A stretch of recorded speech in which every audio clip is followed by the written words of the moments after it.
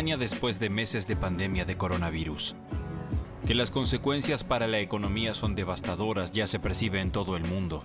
Creo que la crisis por el coronavirus es sin duda el acontecimiento más grave desde la Segunda Guerra Mundial. Las empresas alemanas se han beneficiado durante mucho tiempo de la mano de obra barata de países lejanos. Ahora, durante la crisis, experimentan los inconvenientes de la distribución global del trabajo con largas cadenas de suministro. ¿Ha llegado la hora de reducir la producción en el extranjero?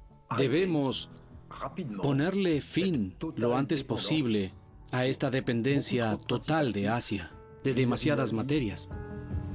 ¿Qué significa esto para nuestro bienestar? ¿Pende de un hilo?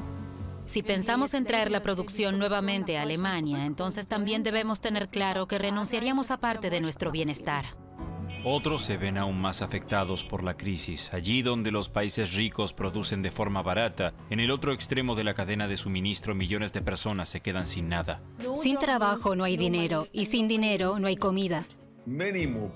Morirá mucha más gente de hambre que a causa de la pandemia.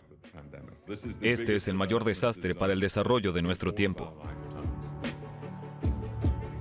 Con la pandemia, los críticos de la globalización ven confirmados sus temores. Y el mercado sencillamente no es justo. La globalización siempre ha significado un saqueo. ¿Queremos continuar así? Yo digo que no. Esa no es la naturaleza humana. ¿Es la crisis por el coronavirus el principio del fin de la globalización tal y como la conocemos?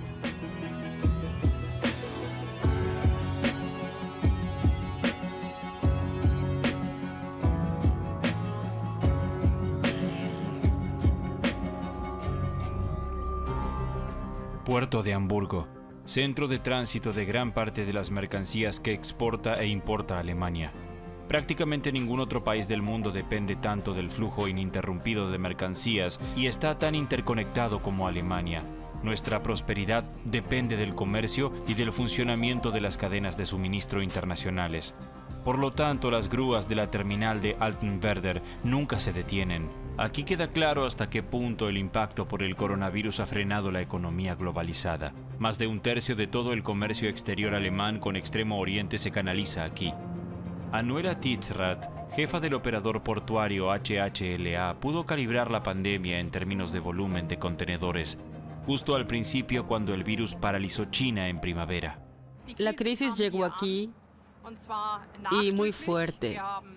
Vimos que las compañías navieras retiraron en parte 1 de cada 10 buques, es decir, redujeron su capacidad. Y a veces, en los meses de mayo y junio en particular, hubo una disminución de hasta el 40% de la capacidad y el volumen. Incluso entonces, durante el punto más álgido de la crisis hasta ahora, el suministro de Alemania nunca se vio seriamente amenazado. Pero en muchas empresas, las cadenas de suministro se vieron sometidas a una presión momentánea. ¿Es la crisis por el coronavirus solo una especie de incidente, es decir, un hecho puntual y decisivo? Bueno, no creo que nada se destruya permanentemente. Sin embargo, creo que la recuperación tomará algunos meses, tal vez incluso algunos años. El comercio mundial se está recuperando lentamente. Después de todo, el comercio y la economía se repusieron en principio más rápido de lo esperado. Pero esto podría cambiar debido al aumento de las infecciones en todo el mundo y la mayor frecuencia de los confinamientos. Las cadenas de suministro podrían volver a interrumpirse. El impacto de la pandemia alarmó a las corporaciones alemanas. ¿Qué lecciones aprenden de esto? La planta de Volkswagen en Wolfsburgo. Aquí la crisis del coronavirus golpeó a la economía alemana con particular dureza. Mediados de marzo, la mayor empresa alemana repentinamente paralizada. En el corazón de la industria alemana más importante se detienen las cadenas de montaje. El coronavirus es el desastre. El buen funcionamiento de las cadenas de suministro es esencial. Las piezas para la producción en Wolfsburgo proceden de todo el mundo. Solo en China el consorcio tiene 26 filiales. Autos sin vender se acumulan en Wolfsburgo y los empleados temen por sus trabajos. El director de Volkswagen, Herbert Diess, se ve obligado a cerrar temporalmente las fábricas. En vista del deterioro actual de la situación de las ventas y la incertidumbre por el suministro de piezas para nuestras plantas, habrá interrupciones inmediatas de la producción en nuestras fábricas. La globalización hizo posible el éxito de Volkswagen. Sus competidores Daimler y BMW también han distribuido sus plantas de producción por todo el mundo. Y durante la pandemia se han dado cuenta del riesgo que conlleva la interdependencia internacional. Debido a que la producción fuera de Alemania a menudo es más barata, muchas empresas desplazaron algunas de sus plantas al extranjero. No solo los bienes, sino también los flujos financieros, las personas, la información y las ideas cruzan cada vez más rápido las fronteras nacionales. Así que la globalización interconecta cada vez más a las empresas, la política y las personas, y a la vez aumenta su dependencia mutua. ¿Cuestiona ahora el incidente Corona la globalización y con ella la base comercial de la economía alemana? En la Universidad de Oxford, el profesor Ian Golding estudia las consecuencias de la distribución global de la producción. Mucho antes de la pandemia, advirtió que la interconexión global de las cadenas de suministro, el comercio y el transporte podría provocar una paralización en caso de crisis. Tiene muchos aspectos positivos que nos ayudan. Por ejemplo, las vacunas.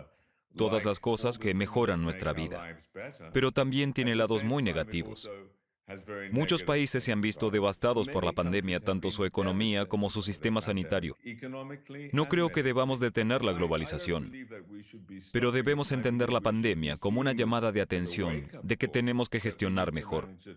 Ahora nos damos cuenta de que la pandemia es el resultado de una globalización mal gestionada.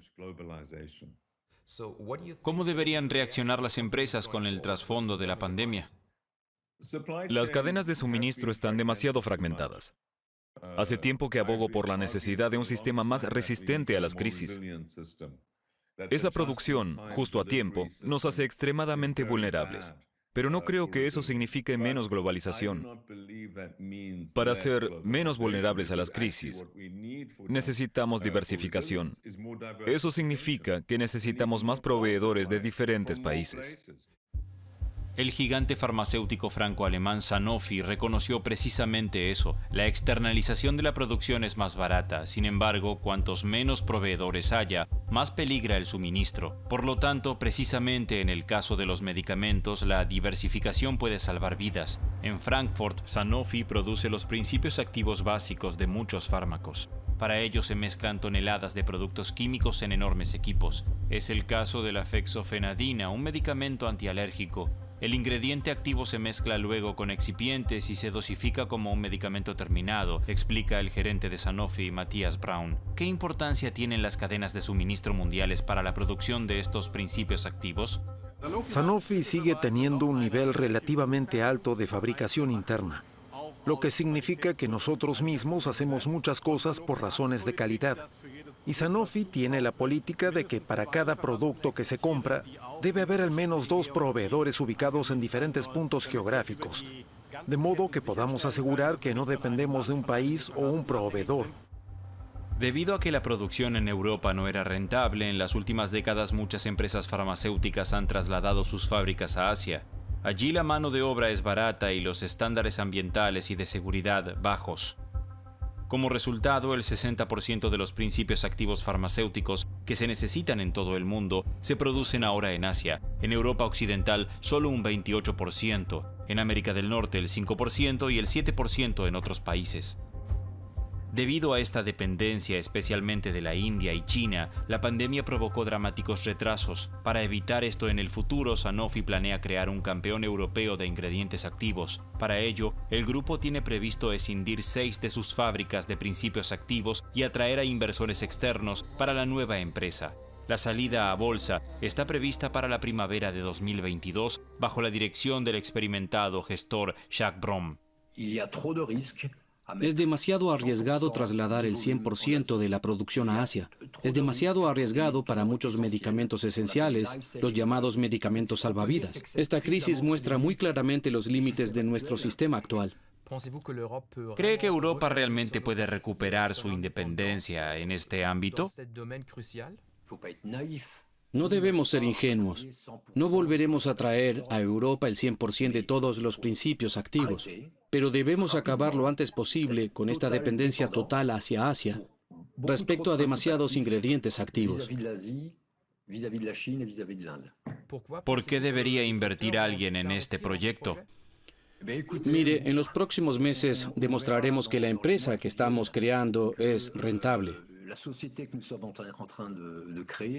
Pero ante la experiencia de esta pandemia, le preguntamos a los gobiernos, ¿cómo pueden ayudarnos con las subvenciones? Debemos fortalecer la soberanía de Europa. Europa no puede apostar a una sola carta. A varios fabricantes en diferentes países les parece una buena idea. Sin embargo, si todos los países se ven afectados, como en una pandemia, eso tampoco ayuda mucho. Entonces, ¿qué conclusiones deben sacar las empresas del incidente coronavirus? Si en otro lugar es más barato, la producción se traslada. Esa era la lógica hasta ahora. ¿Cree que la pandemia cambiará esto? Una de las razones por las que se ha deslocalizado la producción, por las que existen estas cadenas de suministro fragmentadas, son los bajos salarios en el resto del mundo. Pero tan pronto como las máquinas automatizadas realizan los procesos monótonos y los robots los controlan, la mano de obra barata deja de ser una ventaja competitiva. Robots en lugar de seres humanos, esa es la tendencia del futuro. Sin embargo, en la mayoría de las industrias, los salarios bajos siguen siendo una ventaja competitiva.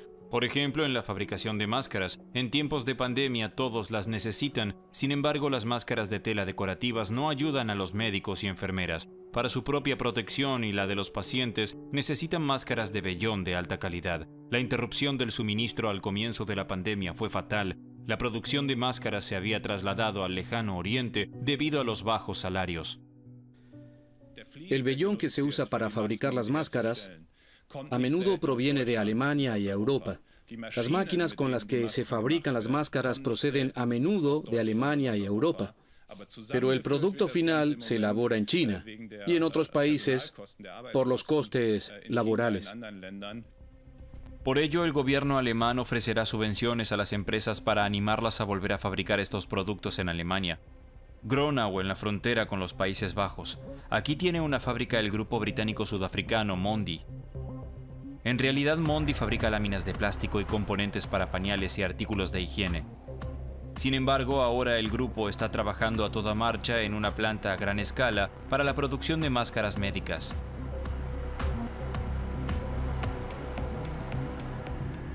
El director de la planta de Mondi, Jürgen Schneider, nos guía a través del pabellón de la fábrica vacía en la que se instalaría la planta.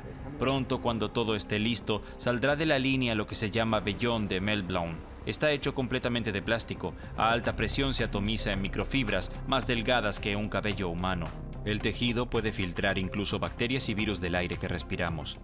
Las máscaras se fabricarían a partir de este material de alta tecnología, 300 millones de piezas al año. Los primeros prototipos ya están listos, todo de un solo origen, fabricado en Alemania. ¿Cómo lograrán que la producción vuelva a ser rentable a largo plazo aquí en Alemania cuando actualmente es mucho más barata en China?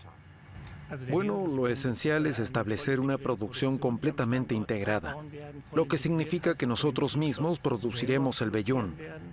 Entonces también produciremos la máscara a toda velocidad y estaremos en condiciones de hacer aproximadamente 1 millón de máscaras al día en una de nuestras máquinas.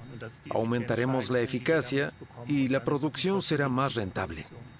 Pero las subvenciones fueron sin duda una razón para que Mondi tomara esta decisión, ¿no es así? También es muy importante y también es importante a largo plazo para asegurar la continuidad aquí en Alemania y Europa. Sí, es un factor importante. Mondi financia hasta el 40% del costo con subsidios del gobierno. Los fabricantes pueden recibir un máximo de 10 millones de euros por planta. A cambio, se comprometen a comercializar las máscaras solo en Europa hasta finales de 2025. Actualmente existe una gran demanda de mascarillas debido a la pandemia. ¿Cree que continuará a largo plazo? En principio, estamos hablando de máscaras médicas que requieren altos estándares de calidad. Y allí vemos una gran demanda a mediano plazo. Por lo tanto, las empresas alemanas responden a la pandemia, se preparan para futuras crisis mediante un mejor almacenamiento, diversificación, cadenas de suministro más cortas, y algunas empresas traen partes de su producción a Alemania. Esto parece tener sentido para productos sensibles como los ingredientes farmacéuticos activos y las máscaras, pero es cuestionable que estas producciones permanezcan en Alemania a largo plazo. E intervenir en la cadena de suministro le saldrá caro al contribuyente. Esto se debe a que a través de las subvenciones el Estado impulsa la producción cara en Alemania en lugar de la producción barata en el lejano Oriente. ¿Es posible revertir la globalización de esta manera?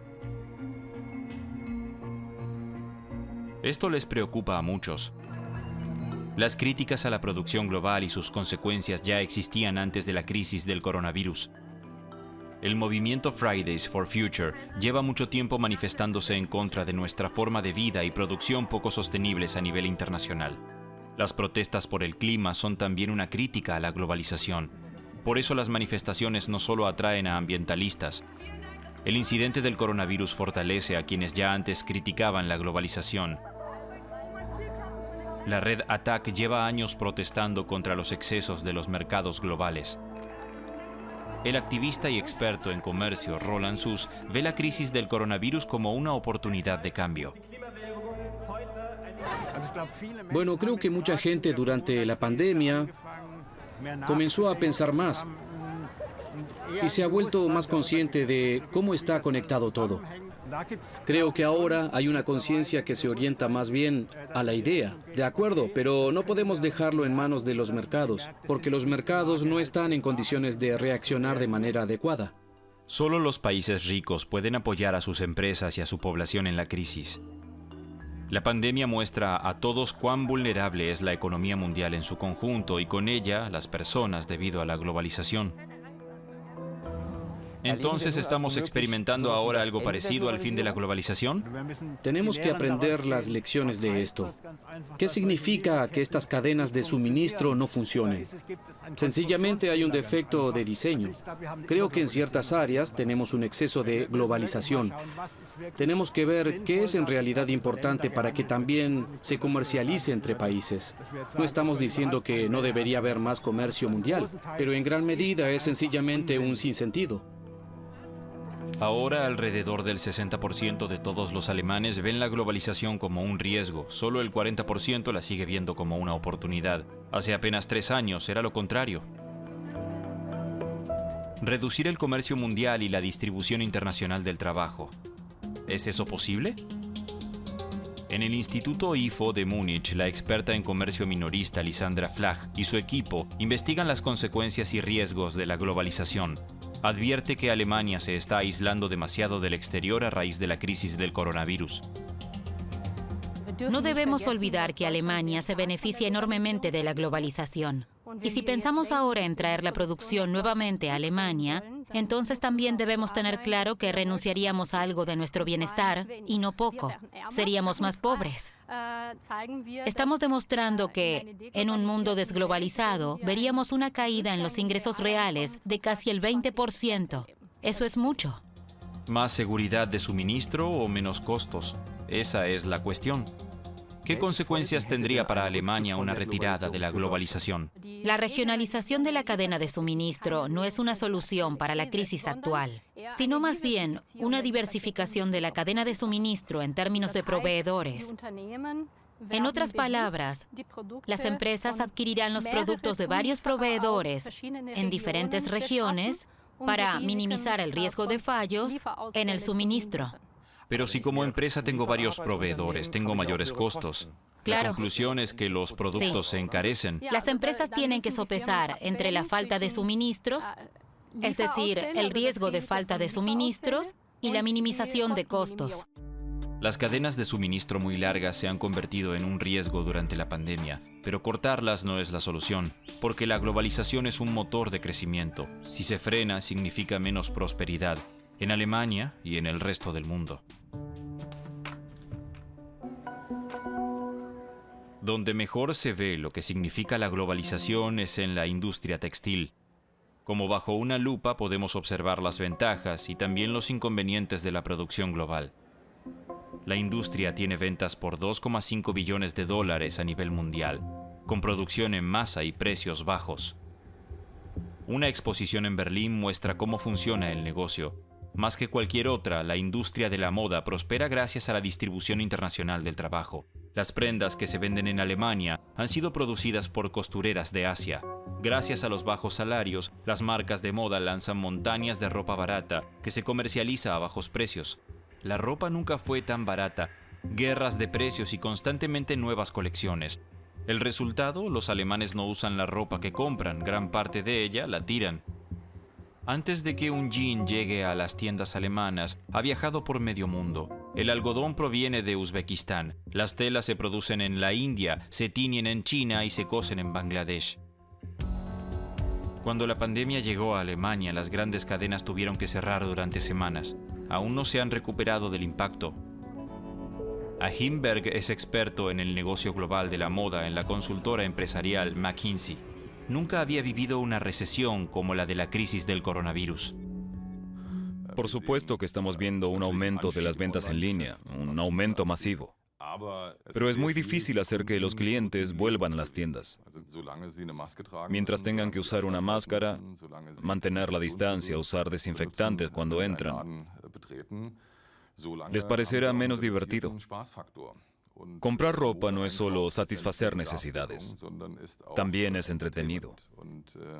Y falta ese factor. También esperamos que entre el 20 y el 30% de las empresas no sobrevivan a esta crisis en su forma actual. Las encuestas de McKinsey muestran que los compradores de las empresas de moda quieren retirarse de algunos países productores debido a la crisis. Bangladesh se ve particularmente afectado, porque si aquí se compra menos moda, allí hay menos trabajo en las fábricas.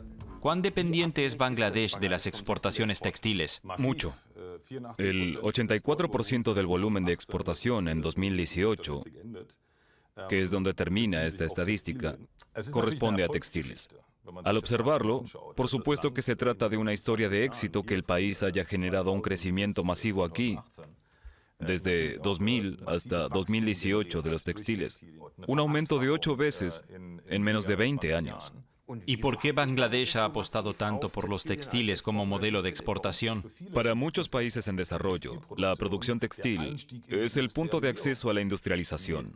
Los obstáculos para el capital y también para la mano de obra son, por supuesto, menores que en otras industrias como la automotriz. Porque es más fácil aprender a coser ropa, por así decirlo. Más fácil de aprender, más fácil de aumentar, de desarrollar.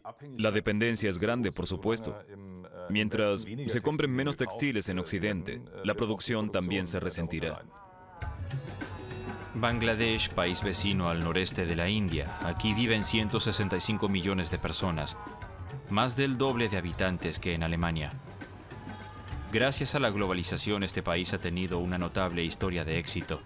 Desde la década de 1990, la economía aquí ha crecido continuamente entre un 4 y un 8%. El motor de crecimiento número 1, la industria textil. Alemania es, con diferencia, el mayor comprador de moda barata. Como en esta fábrica de Dhaka, un ejército de costureras trabaja sin descanso para marcas occidentales como Levi's, Marks & Spencer o Bershka. Así se crearon millones de puestos de trabajo. Sin embargo, ahora la estrategia de exportación unilateral se está vengando. Al igual que en Alemania, las tiendas tuvieron que cerrar durante la pandemia y las corporaciones globales de la moda cancelaron en Bangladesh pedidos por valor de millones de dólares. Cientos de fábricas se cerraron. Decenas de miles de personas, principalmente mujeres y sus familias, están gravemente amenazadas por la pobreza. Una de ellas es Sharmin Akhter Maleka. Tiene 35 años y vive en Ghazipur, una ciudad textil cerca de Dhaka. Como costurera ganaba alrededor de $125 al mes. Sin embargo, desde que cerró su fábrica no ha tenido un verdadero trabajo y apenas le queda dinero para comprar comida para sus 3 hijos pequeños. A ella la globalización no le trajo prosperidad, pero sí condiciones de vida estables. A causa del coronavirus ahora pasamos hambre. Nos empobrecimos. Antes nuestros ingresos eran mucho más altos y podíamos permitirnos más cosas. Ahora el dinero tiene menos valor y han subido los precios de todo. Para la gente que gana bien eso no es un problema. Pero para la gente como nosotros, que somos pobres, nos ha empujado a una necesidad extrema. Esa es la realidad ahora. No es una invención. Es absolutamente real. Tuvo que pedir dinero prestado, buscar trabajo como personal de limpieza, no puede pagar sus deudas. Todo lo que gana lo gasta en alimentos y en la educación de sus hijos. No tengo posibilidades de sobrevivir. Perdí a mi padre, a mi hermano. Estoy sola y mis hijos aún son pequeños. Mi esposo se casó con otra mujer y me abandonó con los niños. Pero no puedo casarme de nuevo, eso me deshonraría. Tengo que pensar en los niños. En Bangladesh, los desempleados no reciben ningún apoyo económico. No hay trabajos de jornada reducida ni asistencia social. A menudo los propietarios de las fábricas ni siquiera pagan la indemnización obligatoria por despido. El Estado no puede permitirse paquetes millonarios de estímulo económico. A costureras como Maleka solo les queda ir a las puertas de las fábricas y rogar por un trabajo.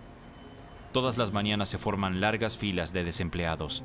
La activista Kalpona Akhter conoce los problemas. A los 12 años comenzó a trabajar como costurera en una fábrica. Más de 30 años después, ayuda a las trabajadoras a hacer valer sus derechos. Considera que la responsabilidad de la miseria no es solo del gobierno de Bangladesh.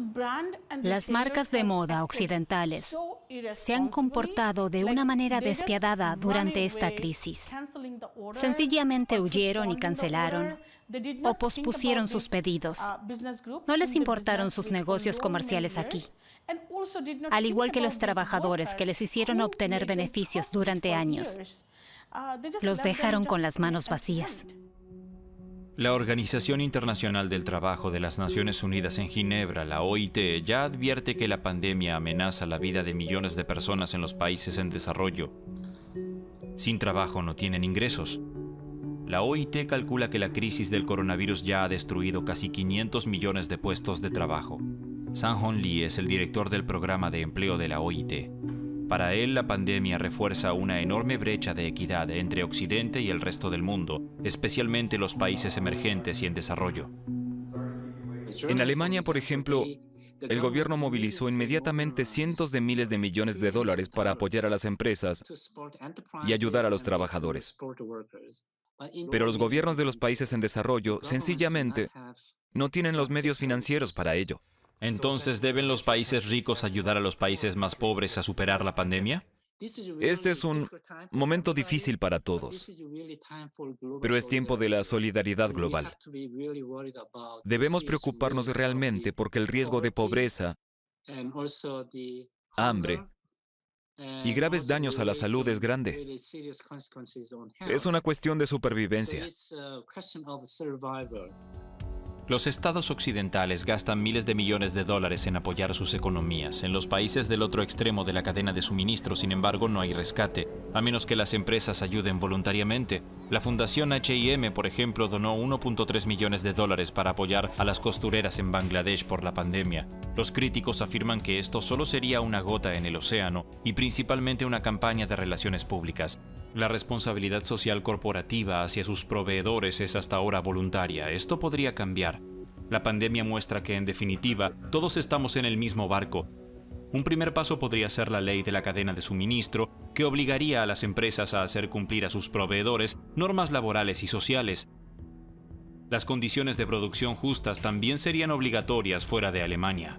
No solo limosnas. Una propuesta más controvertida. Las empresas alemanas deberían responsabilizarse de las infracciones de sus proveedores. Entonces los trabajadores de los países en desarrollo podrían demandar en Alemania. Sascha Rabe es portavoz de política de desarrollo del Partido Socialdemócrata en el Parlamento alemán. La ley de la cadena de suministro es muy importante para él. Cuando dejamos producir en una fábrica donde los muros están tan deteriorados como era el caso en Rana Plaza en Bangladesh, cuando se derrumbó una fábrica, nadie pudo decir, oh, a mí no me interesa lo que ocurra al otro lado del mundo. Un año después hablé con costureras lisiadas que sobrevivieron a ese desastre. Me dijeron, señor Rabe, la noche anterior habíamos visto grietas en las paredes. Si allí hubiera habido derechos básicos de los empleados como un representante del personal, este desastre podría haberse evitado. El caso Rana Plaza demuestra lo que podría significar la ley de la cadena de suministro en un caso extremo. En 2013 se derrumbó en Dhaka una fábrica textil de varios pisos. Fue culpa de una negligencia grave. En realidad, el edificio había sido diseñado solo para oficinas, y aunque la fábrica estaba en malas condiciones, las costureras eran obligadas a trabajar. Más de 1.000 personas murieron y más de 2.500 resultaron heridas. Las marcas de moda pagaron una indemnización voluntaria con retraso. ¿Podría la ley de cadena de suministro evitar estas desgracias? ¿Y hasta dónde debería recaer la responsabilidad en una empresa alemana? Solo exigimos que verifique, con un sentido de la proporción y un esfuerzo razonable, si las condiciones de trabajo son las adecuadas. Pero si actúa intencionalmente o con negligencia grave, también debe responder por ello. Entonces, ¿se trata más del efecto disuasorio de una posible demanda que de llevar a las empresas alemanas ante tribunales? Se trata de un aspecto preventivo, de que si las empresas saben que son responsables, que realmente se esfuercen, que creen mecanismos para que algo así no suceda. Al menos muchas corporaciones aseguran querer asumir una mayor responsabilidad global. Algunas empresas importantes también quieren apoyar esta ley. Por ejemplo, Rewe, Kik, Primark, Chibo y Nestlé. Muchos creen que la ley de la cadena de suministro sería un paso en la dirección correcta, pero ¿cambiará fundamentalmente la división global entre ricos y pobres? Mohammad Yunus fundó un banco en Bangladesh que ofrece microcréditos a los pobres. Por ello fue galardonado con el Premio Nobel de la Paz. Lucha incansablemente contra la injusticia mundial causada por la globalización. Casi el 70% de todas las personas en el mundo viven al día tras día, semana tras semana, aunque en realidad hay suficiente para todos. Pero toda la riqueza del mundo está en muy pocas manos. Esta concentración extrema de riqueza que genera nuestro sistema es la razón del sufrimiento. Pero mientras todo el mundo se beneficie de la globalización, no importa la parte del pastel que obtengan, ¿verdad? Tengo otra opinión. Si uno tiene 1 millón y el otro solo 1 centavo, no está bien. ¿Por qué? Si organizamos nuestra economía de esta manera, estamos frente a una bomba de tiempo. Estamos en una fiesta, ganamos dinero, nos divertimos, pero la casa está en llamas. Entonces, ¿es la pandemia un punto de inflexión? La pandemia ha creado una situación en la que podemos reflexionar, porque nuestras actividades normales se han detenido. Ahora tenemos mucho tiempo para pensar. La pandemia ha detenido el tren. Esto nos da una oportunidad. Podemos construir un nuevo tren y nuevas vías y continuar en otra dirección, no en la dirección en la que vamos en este momento. Dirigir el tren en otra dirección. ¿Cómo podría lograrse? ¿Puede hacer una pandemia que la gente cambie su modo de pensar? El incidente coronavirus nos ha mostrado cómo nuestro modo de vida daña el medio ambiente, a otras personas y a nosotros mismos. El medio ambiente dio un breve suspiro de alivio. Durante el primer confinamiento, la contaminación atmosférica disminuyó drásticamente, según muestran las imágenes de satélite de la Agencia Espacial Europea ESA. Sobre China se acumulaba aproximadamente la mitad de óxido de nitrógeno de lo habitual. El smog sobre Los Ángeles desapareció. En la India se pudieron ver los picos del Himalaya en el horizonte. Y en muchas ciudades europeas, las emisiones de óxido de nitrógeno disminuyeron hasta un 50%. Por ejemplo, en Milán, Madrid y París. Cada vez más barato, cada vez más rápido, cada vez más. Nuestro estilo de vida occidental exige un alto precio. Ahora que todo el mundo ha pisado el freno, muchos se dan cuenta de que podría cambiarse algo. Muchas empresas alemanas comienzan a cambiar su forma de pensar.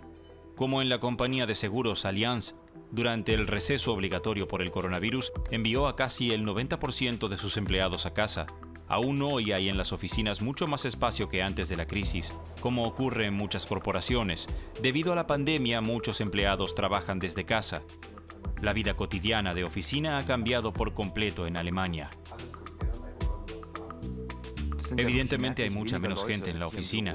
¿Qué porcentaje de los empleados sigue viniendo? Diría que un promedio del 25%, y el resto trabaja en casa. Y de todos modos funciona. Aún así funciona de maravilla. Hay compañeros que vienen a la oficina al 100% y hay compañeros que trabajan al 100% en casa, además de otras variantes. Creo que lo bueno es poder escogerlo.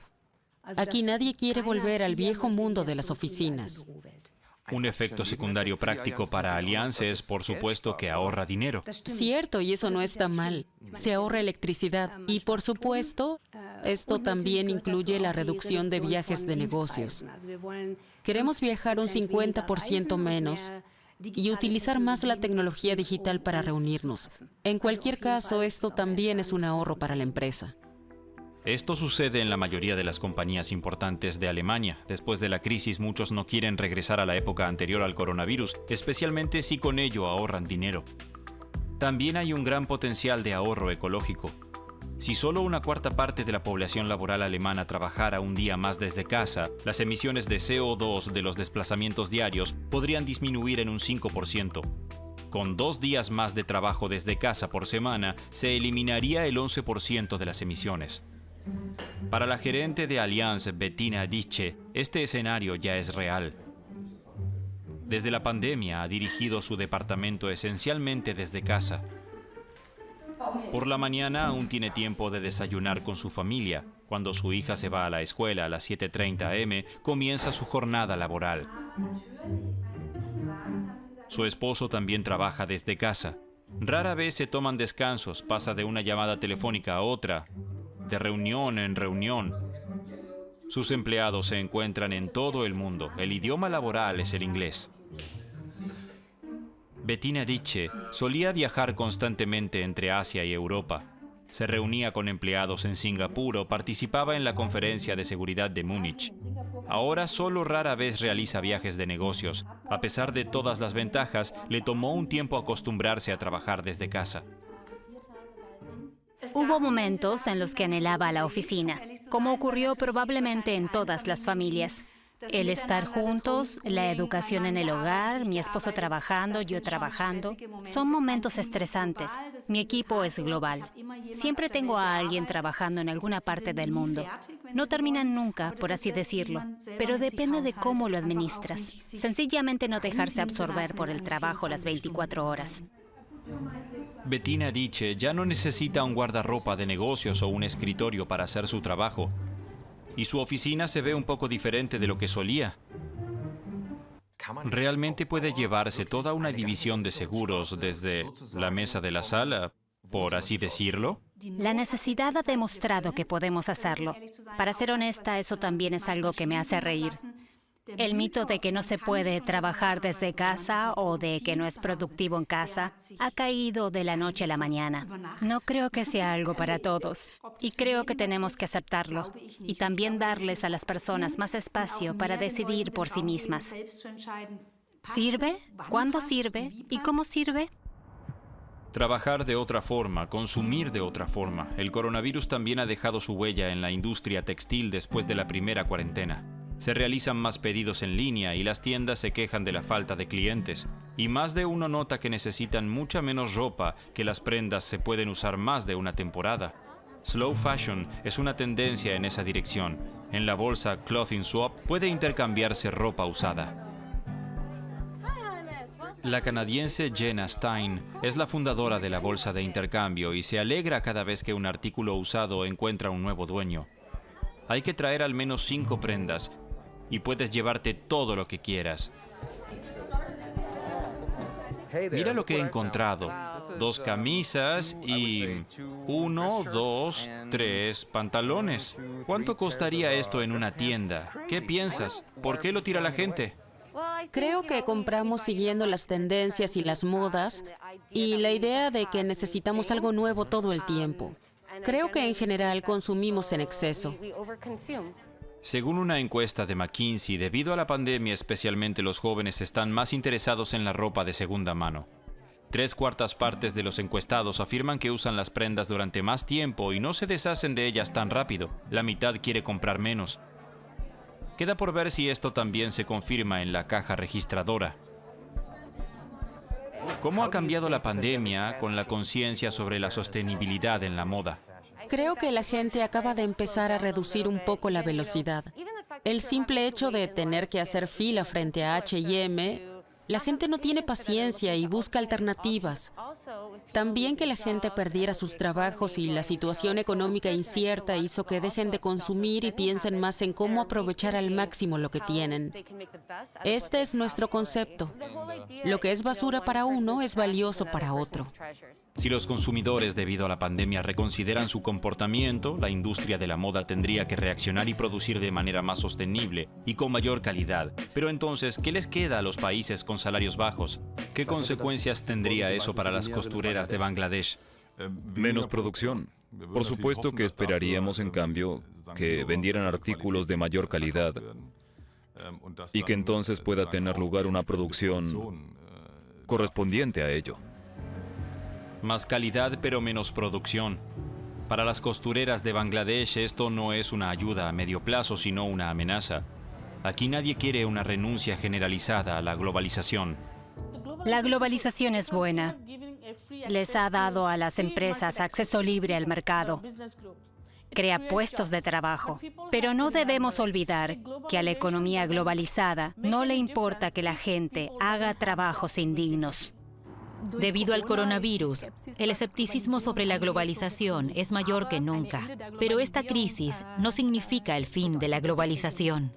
Pero hay esperanzas de que cambien las reglas del juego, porque la pandemia muestra la desigualdad como si fuera una lupa.